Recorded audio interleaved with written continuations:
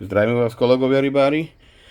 Ešte jedno také krátke info, ktoré môže byť dosť užitočné, hlavne pre ľudí, ktorí Raptor člny dobre nepoznajú. A môj názor je, že sa to týka aj člnov Fox, pretože obidva majú spoločnú jednu vec, a to sú dva druhy ventilov, napúšťací a pretlakový kvôli bezpečnosti. Takže v základnej sady, ktorú dostanete ku každému člnu Raptor, je toto púzdro, v tom sa nachádza lepidlo, veľké flaky, kľúč. Potom sú pri tom ešte malé flaky, tieto veľké ďalšie flaky a napúšťací ventil, to je tento. Napúšťací je tento, ktorý napúšťame, áno. A ešte v tej sade sa nachádza tento druhý nástavec na pumpu. Lenže situácia, ste pri vode, začne fúčať pretlakový ventil a teraz čo? Alebo začne mi fúčať napúšťací ventil ďalší, alebo začne mi fúčať dva naraz a teraz čo? Takže za mňa, čo sa oplatí dokúpiť, je ešte jeden tento kľúč, pretože tieto ukončené, tie zúbky sú podľa mňa trošku také krehkejšie na môj vkus.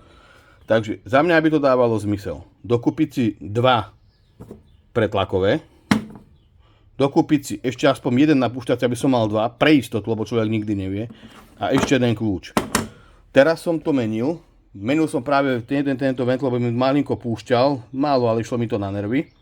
A teraz ten ventil je vlastne dvojdielny. Toto, čo vidíte, je znútra balónu.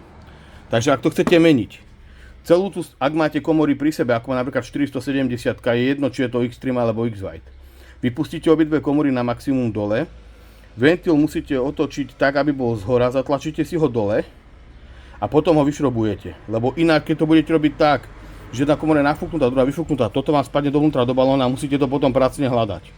Aby ste predišli tomuto problému.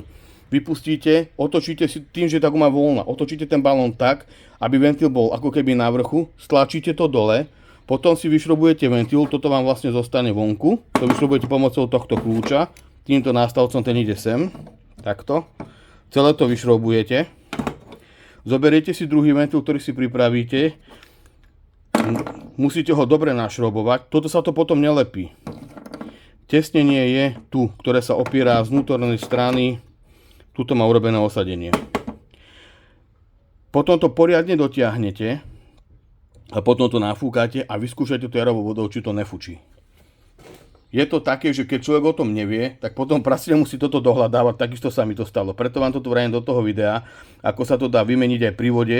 Je to také, no trošku sa pri tom napotíte, lebo tá výmena nejde to úplne jednoducho, ale dá sa to spraviť.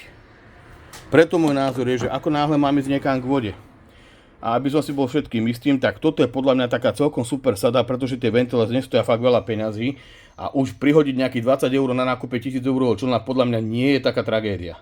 Je to len bezpečie a máte zicher na to, že pri vode ste naozaj v pohode a bez stresu.